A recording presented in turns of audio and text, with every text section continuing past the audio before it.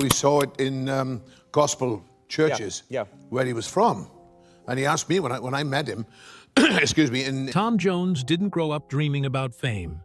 He grew up learning how to survive pressure.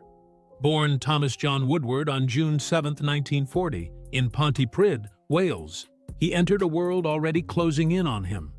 His home sat in the middle of coal country, where dust coated everything and the air always felt heavy.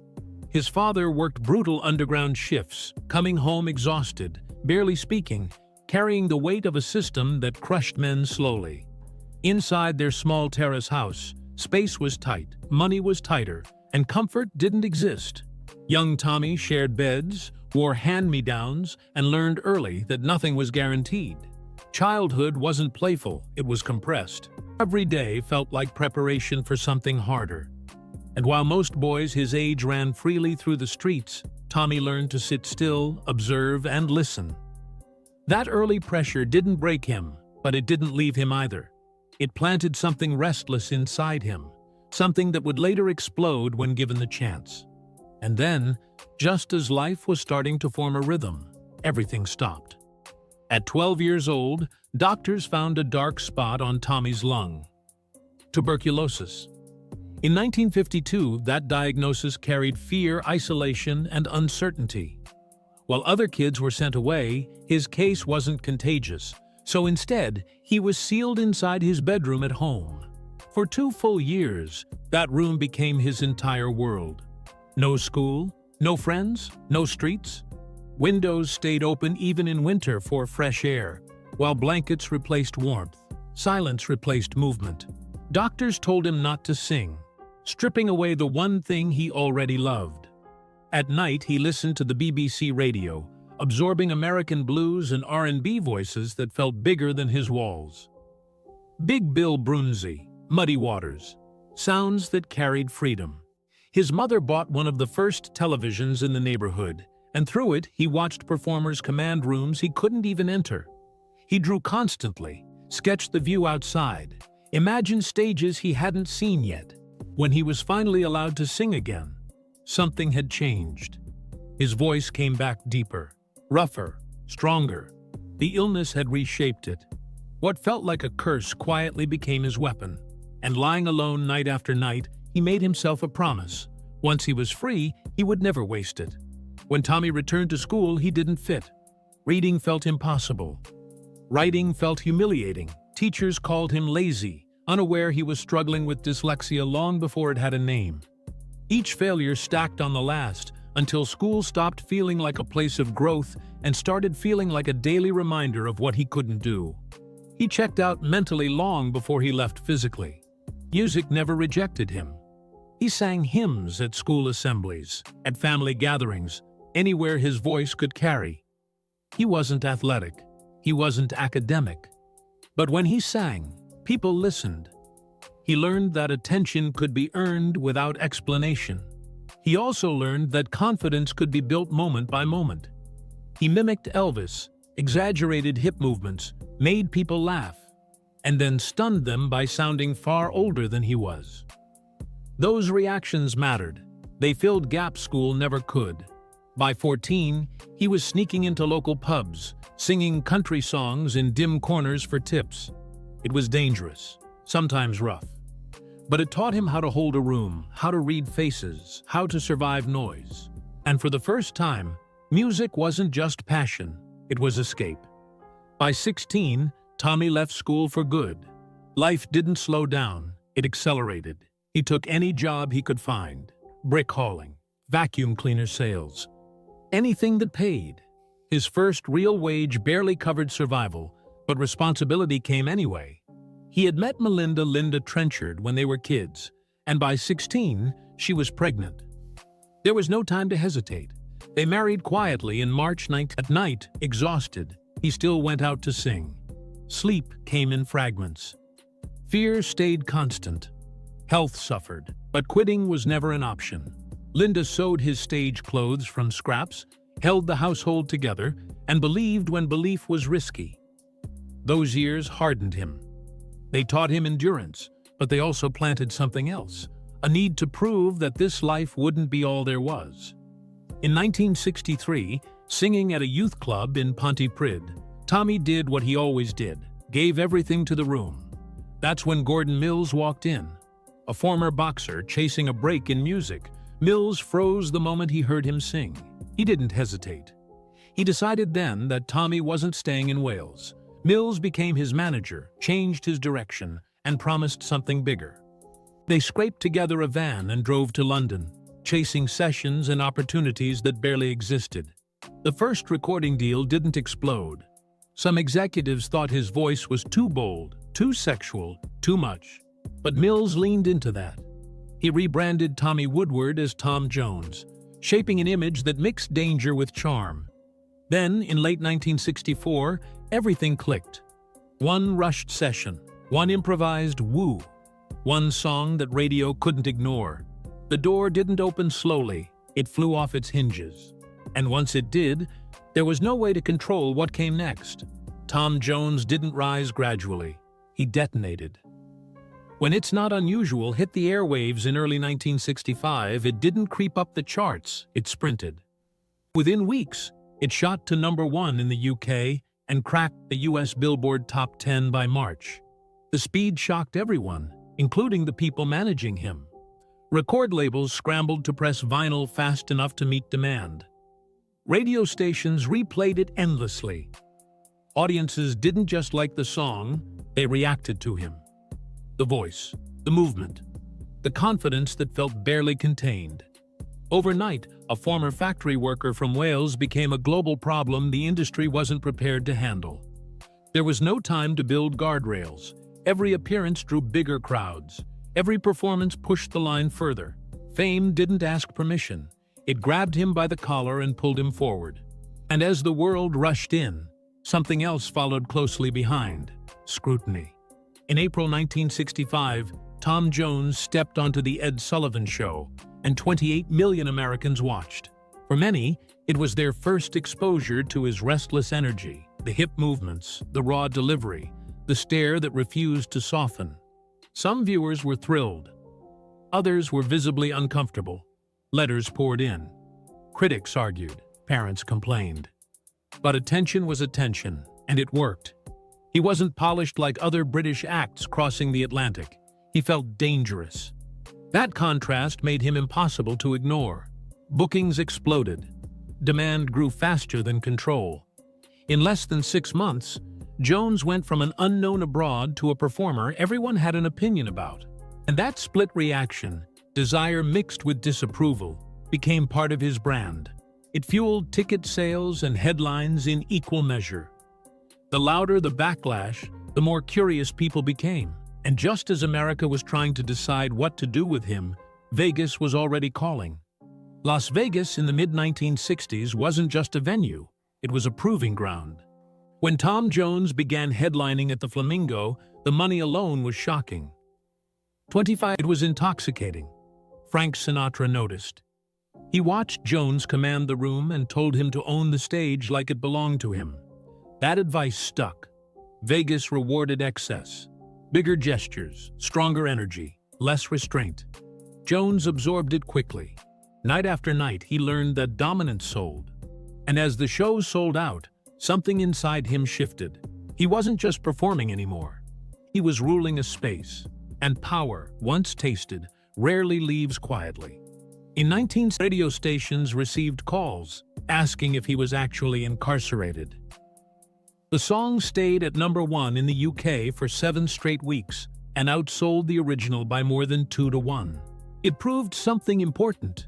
He could dominate not just with charisma, but with pain. His voice carried weight now, authority. That success pushed him toward darker material.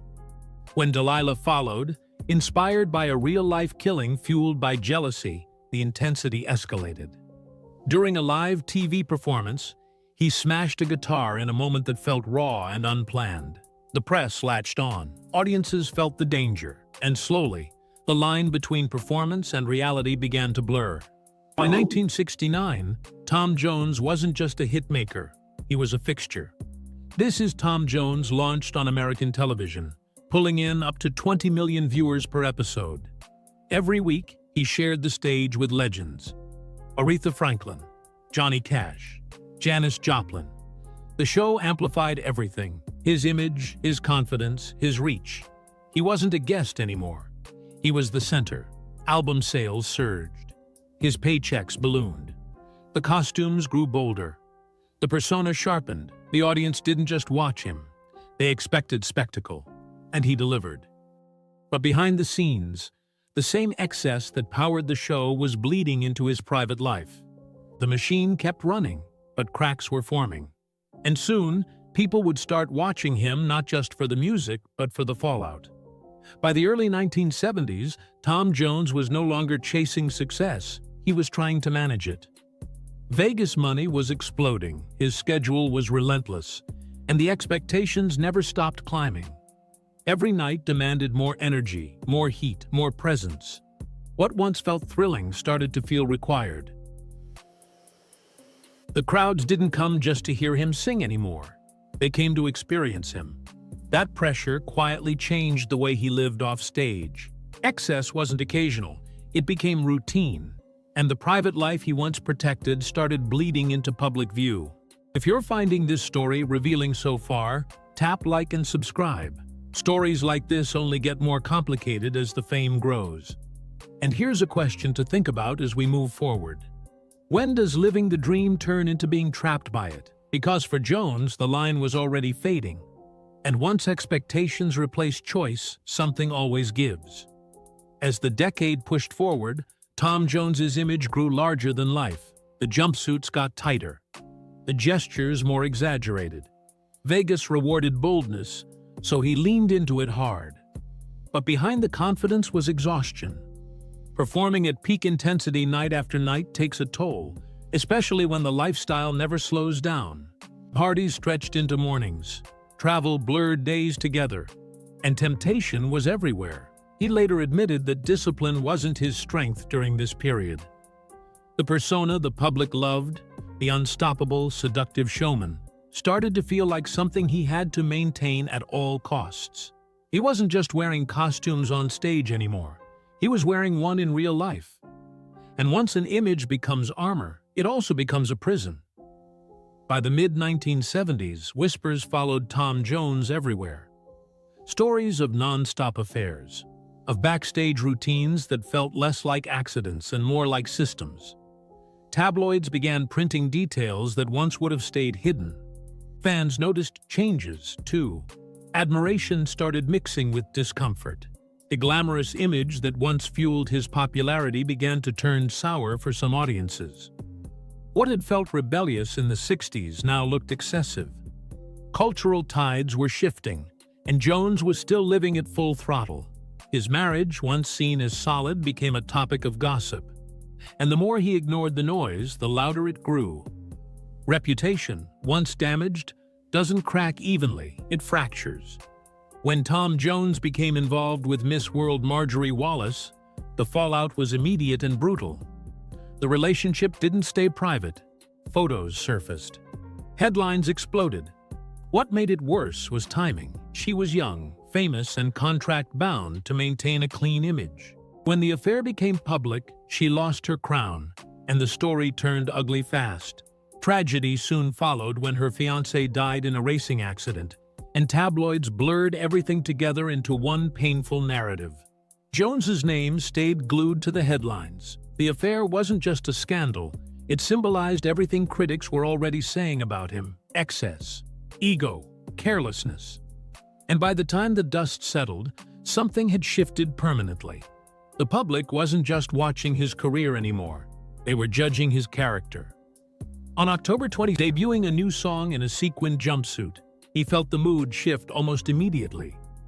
Booing cut through the room. Shouts followed. Drinks flew.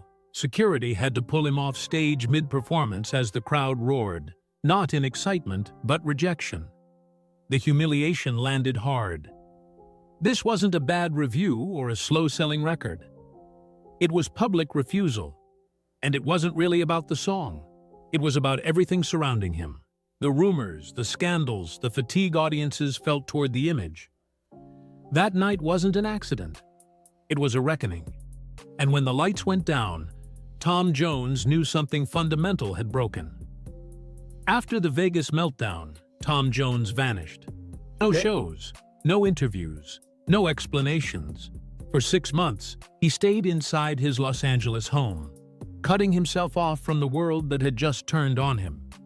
He chain-smoked constantly, replayed recordings of that night, and barely slept. The applause that once fueled him was replaced by silence, and silence can be louder than any crowd. Friends worried. Industry insiders assumed his career was finished. For Jones, the isolation wasn't strategic, it was survival. The image he had built no longer protected him. It mocked him. And for the first time since fame arrived, he had nothing to perform for. Just memories, guilt, and the creeping realization that the life he built might collapse without an audience. While the public speculated, the real damage was happening behind closed doors. His wife Linda had endured years of humiliation quietly, but the Marjorie Wallace affair crossed a line she couldn't ignore. When she confronted him, it wasn't restrained, it was explosive. He later admitted she struck him, leaving him shaken and bloodied. The moment stripped away every illusion.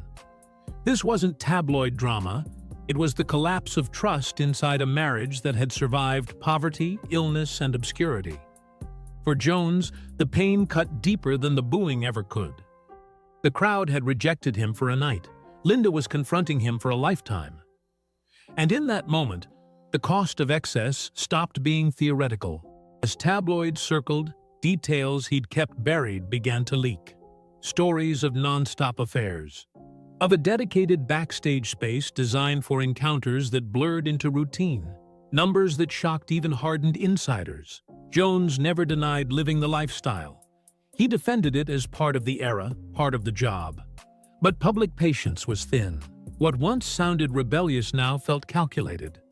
Fans who had idolized him began pulling back. The myth cracked. And worse, he couldn't control the narrative anymore. Fame had elevated him, but it also amplified every flaw. The persona that once sold out rooms was now turning people away. By the late 1970s, Tom Jones faced a choice: fade out quietly or reshape everything. He relocated his family to Los Angeles, settling into a lavish mansion once owned by Dean Martin. The move was framed as financial strategy, but it also felt like escape. New surroundings, new distractions, but the chaos followed. Arguments intensified. Trust didn't return. His image as a family man fractured completely. The music still came, but the spotlight felt harsher. Audiences didn't see reinvention yet, they saw defiance, and that made the climb back steeper than the fall. As the years passed, new controversies surfaced that refused to fade. DNA confirmed the truth, but acceptance came slowly and publicly. The story clashed violently with his polished image. Even as he continued performing and releasing music, the shadow followed him. It wasn't just about mistakes, it was about refusal to confront them, and for a while, that shadow defined him more than his voice. The question wasn't whether Tom Jones could sing anymore. It was whether the public was willing to listen. By the late 1980s, Tom Jones had quietly slipped into a dangerous category, respected, but no longer urgent. Then something unexpected happened. A cover song, tied to a small Welsh TV show, started gaining traction. A boy from nowhere didn't sound desperate. It sounded grounded. His voice wasn't chasing youth. It carried age, control, and authority. The song climbed to number 2 in the UK, and suddenly Jones wasn't being discussed as a relic. He was being discussed again, period. Behind the scenes, his longtime manager Gordon Mills had passed away, and his son Mark stepped in. That shift mattered. Mark pushed strategy over chaos, timing over impulse. Jones felt it immediately. The performances were tighter. The hunger returned. This wasn't a resurrection built on nostalgia. It was built on discipline. And it opened the door for a risk that would redefine how people saw him. In 1988, Tom Jones did the unthinkable. He teamed up with The Art of Noise and recorded a synth-heavy cover of Prince's Kiss. It sounded wrong on paper and perfect in execution. The track exploded. Top 5 in the UK. Number 1 in multiple countries. And suddenly, Jones was on MTV. Not as a joke, not as a throwback, as a statement.